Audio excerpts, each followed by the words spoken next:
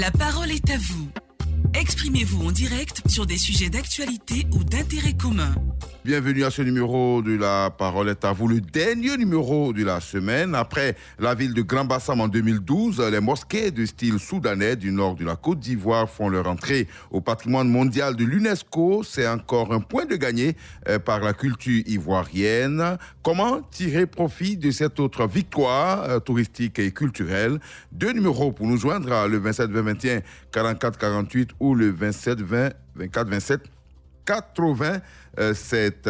Tout de suite, nous prenons bien sûr quelques avis sur notre page Facebook. Vous êtes très nombreux à réagir depuis hier. Et puis, M. Grégoire Yaokuna nous parle bien sûr de l'impact, s'interroge sur l'impact de cet acte sur l'économie ivoirienne. Quand bien sûr Roger Nyanzou, qui est à Bafia dans le sud Komoué, nous dit que les retombées effectives de tous ces patrimoines cooptés dans le monde entier, faisant partie du patrimoine de l'UNESCO sur les villes abritant les monuments et les pays eux-mêmes. Cela, bien sûr, il s'interroge sur l'impact réel également. Bektentola Kwadio nous dit que ces mosquées de style soudanais méritent bien de faire partie du patrimoine mondial de l'UNESCO, vu leurs concepteurs, et les mosquées sont authentiques.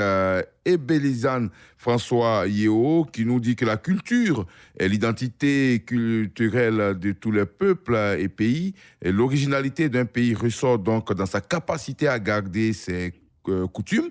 Et ainsi, si nous voulons tirer profit de nos privilèges, bien sûr, de notre diversité culturelle, il est nécessaire de privilégier donc le festival dans les différentes régions, car avec l'avènement de la mondialisation, tout devient conforme et on oublie que tout ce qui est rare est cher. Tout être qui cultive, qui oublie d'où il vient, donc est perdu d'avance, nous dit François Yeo de Korogo. Au standard maintenant, M. Abdoulaye Fofana est en ligne de Logoualé. On vous écoute. Il faut que les Ivoiriens comprennent que quand on choisit un site comme ça dans un pays, ce n'est pas par hasard. Alors, pour qu'on continue d'en profiter, il faut qu'on entretienne bien déjà l'existant. Parce qu'avant Grand Bassam et maintenant les mosquées, il y a la réserve naturelle intégrale du Mont-Neba, le parc national de Taï et le parc national de la Koumoué. Qu'est-ce qu'on en fait? Aujourd'hui, ces sites-là sont agressés. Au lieu de les entretenir et d'en faire la promotion pour développer le secteur du tourisme, qui est une industrie à part, qui peut créer des emplois, alors on attaque. Aujourd'hui, ces sites-là ne sont pas bien entretenus. Donc moi, j'exhorte le ministre de la Culture, tous ceux qui sont partie prenante dans cette affaire des patrimoines mondial de l'UNESCO, d'entretenir déjà ce qui est là. Parce que quand moi je jette un regard sur les autres pays et les sites dans les autres pays, vraiment on est très en retard.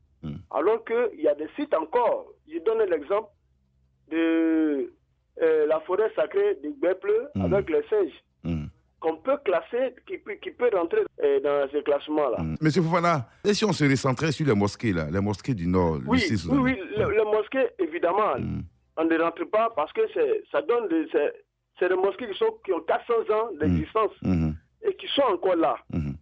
Donc, justement, vous faites bien de dire qu'il faut les entretenir et même faire les clôtures, parce que moi j'ai fait un tour dans ces coins-là, ils sont exposés. Ils n'existent que parce que je ne sais pas par quel miracle ils existent encore. Il faut que l'État se concentre pour les entretenir. Ok, merci beaucoup à vous, M. Abdoulaye Fofana de Logoualé. On va retrouver M. Bosson à Saint-Rémy qui est à Yopougon. Bonjour. Bonjour, M. Adama Bakayoko. On vous écoute. Oui, après la ville de Grand Bassam, ce sont les mosquées du nord de la Côte d'Ivoire qui font leur entrée dans le patrimoine mondial de l'UNESCO. C'est vraiment une excellente chose. Des chefs-d'œuvre sont en train d'être créés un peu partout dans le pays. Félicitations aux initiateurs de ces monuments. Mais en même temps, il faut penser à leur entretien et créer des structures d'accueil pour attirer plus de touristes. Si chaque région pouvait avoir une structure typique à elle, la Côte d'Ivoire serait un pays de rêve. Il faut y penser. D'accord.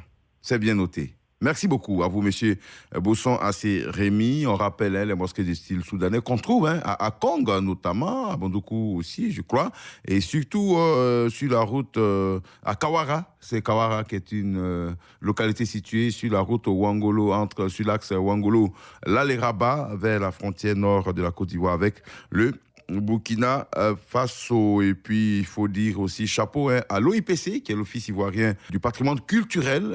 Cet organisme-là, dirigé par M. Koné, qui se bat beaucoup depuis ces dernières années. C'est grâce, bien sûr, à cet organe que la danse Zaouli a fait son entrée il y a quelques années aussi au patrimoine immatériel de l'UNESCO. On prend la direction de Séguéla maintenant avec M. Ibrahim Diomandé. Les mosquées de style soudanais viennent une fois de plus rehausser l'image de la Côte d'Ivoire au patrimoine de l'UNESCO. C'est un honneur pour notre pays.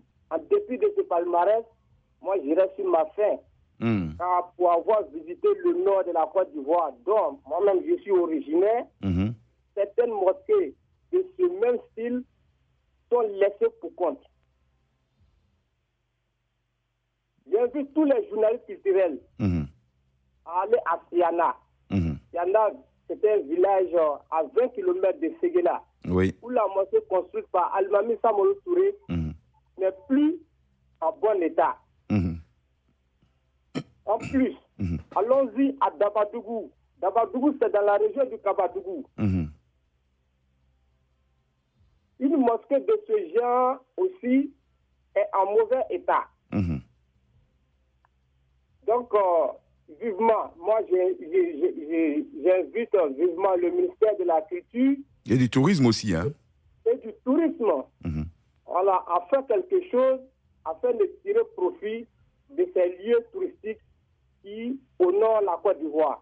Ok. Merci et bonne émission. Merci beaucoup, cher ami. On a la chance d'avoir des correspondants dans ces deux localités, à Séguéla. Alassane Koulibaly, on pense, va faire un tour dans ce village-là, à 20 km de Séguéla, pour voir cette mosquée, l'état de la mosquée, et bien sûr, ce que la population désire pour son entretien. Et puis, de l'autre côté, dans le Kabadougou, bien sûr, on a aussi Tano, notre ami Tano Koné, qui peut nous faire un point là-dessus. Et on vous rendra compte, bien sûr, dans nos productions culturel. Avant de passer la parole à M. Zamblé Alphonse, à ce commentaire de Hamidou Koné qui nous dit que la vraie valeur d'un pays, c'est donc sa culture, et la Côte d'Ivoire fait partie des meilleures en Afrique et même du monde. Et je savais que tôt ou tard, l'UNESCO allait bien sûr reconnaître ces sites, et je suis très fier. Mes sincères remerciements donc vont à l'endroit du ministre de la Culture pour ce magnifique travail abattu. Voilà, qui nous écrit du quartier Dialogue. Dialogue, je suppose que c'est bien sûr à Gagnoua. Je n'ai pas la localité, il dit simplement quartier Dialogue. Peut-être qu'il nous précisera cela plus tard. On retrouve au standard M. Zamblé Alphonse. Adama, il a fallu que l'UNESCO tire l'attention de nos gouvernants pour dire que nous avons de beaux sites touristiques, mais nous les négligeons. Et je remercie l'UNESCO. D'abord, quand j'ai suivi un jour une émission sur Radio Côte d'Ivoire concernant la mosquée de Kong, mais à écouter Adama Brayoko, vraiment, c'est un seul d'œuvre. Et ces artistes étaient de vrais partenaires. Alors, c'est le moment d'attirer l'attention du ministère de la Culture sur cette mosquée, c'est qu'elle puisse être entretenue. Malgré le poids des années, ces mosquées tiennent toujours. Donc, il faut qu'on fasse quelque chose. Alors, une fois que ces mosquées seront rénovées, mais cela attirera des touristes et ça aura un impact financier et ça va propulser l'économie de ces régions. Alors, franchement, il faut que le ministère de la Culture puisse rénover ces mosquées, parce que malgré le poids des ans, ces mosquées, il faut vous dire, de plus de 400 ans. Bien sûr, bien sûr. Il faut faire quelque chose. D'accord. Il faut bien fait d'attirer l'attention de nos gouvernants. Alors, il faut que quelque chose soit fait. Merci. On revient ici à Abidjan. À Yopougon, précisément, avec M. Zou Gervais. On vous écoute. Bon, moi, je crois bien qu'il faut féliciter d'abord l'État de Côte d'Ivoire, parce que l'État de Côte d'Ivoire a conservé, je crois bien, et ces populations ont conservé ce patrimoine-là. Aujourd'hui, l'UNESCO met la Côte d'Ivoire à un certain niveau dans ce milieu-là. Mais je crois bien j'invite, j'exhorte le ministère de la Culture et le ministère du Tourisme à entretenir tous ces sites-là. Moi, j'ai eu l'occasion de visiter il y a 4 ans de cela la mosquée de Konga, mais un véritable chef-d'œuvre. Et la mosquée de Konga est très bien entretenue. Et cette mosquée, les vendredis, j'étais là, j'ai fait pratiquement 2 semaines là-bas. Les vendredis, c'est dans cette mosquée que les musulmans partent prier les vendredis. Et un véritable chef-d'œuvre. Et comme je l'ai dit, à l'entame de mes propos, j'invite le ministère de la Culture, le ministère du Tourisme, parce que c'est leur domaine d'entretenir ces mosquées pour que ces mosquées déjà existantes puissent perdurer et que l'UNESCO n'ait pas eu tort de nous mettre à ce niveau-là. D'accord. Merci à vous, M. Adama Bakaïko, et très bonne émission. Merci beaucoup à vous, M. Zou Gervais. On part maintenant à Tafiré, retrouver M. Yacouba Ouattara. Bon, vraiment, j'ai dit, c'est un monument vraiment au nord d'Ivoire. Moi-même, j'ai eu à prier dans la mosquée de Kawara. Oui. Et c'est pareil, c'est un chef-d'œuvre. On a prié la prière de 13h30. Mais sans climatiseur, on donne le coin est climatisé. Vraiment, c'est bien. Moi, ce que je demande, il faut l'entretien. S'il y a eu l'entretien, tous ces monuments-là, vraiment, ça honore la Côte d'Ivoire. D'accord. Vraiment, comme il y a presque quelque chose. Bon, je vous remercie beaucoup. Merci beaucoup. Le chef de canton vous salue toujours. D'accord. Monsieur Bomisso Mathieu, pendant ce temps, nous appelle Dicia. Bonjour, M. Adama Bakaïko. On vous écoute. Je dis merci à notre président au gouvernement. On n'est jamais pris par hasard, comme le disait quelqu'un. Oui. Si nos mosquées aujourd'hui sont classées dans le patrimoine de l'UNESCO, donc ce n'est pas par hasard. D'accord. Maintenant, ce qui reste, il reste le plus difficile pour penser aux entretiens de ces mosquées-là. Oui. Pour sauvegarder notre honneur. D'accord. Non, vraiment, ça ne va pas bien. Vraiment, je dis merci. Et surtout, il faut passer aux entretiens pour que d'autres patrimoines encore puissent avoir le jour. Et merci au gouvernement ivoirien. Que Dieu bénisse la Côte d'Ivoire. D'accord. Merci, mais surtout, il faut, pour ma part, faire la promotion de ces mosquées-là. C'est très important. Voilà. Il faut faire la promotion de ces mosquées. S'il faut accompagner cela avec des gadgets, des polos, des t-shirts, avec, pourquoi pas, des œuvres d'art issues de ces mosquées. C'est tout cela que l'UNESCO regarde et nous permet de se maintenir dans le patrimoine mondial de l'UNESCO. Merci beaucoup. Merci. Monsieur Regan, seigneur de Blény-Menouin. Adama, ces sites, ça c'est la richesse de la Côte d'Ivoire. Donc c'est ces sites qui vont faire que nous allons nous déplacer d'un point à un autre. Ça doit attirer quand même notre attention vers le nord. Et encore, il faut quand même améliorer l'habilité quand même ces sites. Parce que c'est des vieilles marmites qui font la bonne sauce. Oui. Ça va nous faire découvrir les coins inconnus. D'accord. Et encore, il y a un coin à Djebri ici, Djebroula Seba, dont j'avais dénoncé une fois à la radio. L'OIP est venu quand même découvrir, mais il n'y a pas encore de mouvement. Ils n'ont qu'à venir quand même construire un point d'accueil à Djebri ou bien à Blény-Menouin pour que les gens viennent quand même découvrir. D'accord. Ouais, nous sommes là, c'est un point de Montpeco. Qu'est-ce qu'il y a là-bas? Qu'est-ce qu'il y a là-bas? Comment dire, Djebroula Seba, il y a des traces des taxis. D'accord.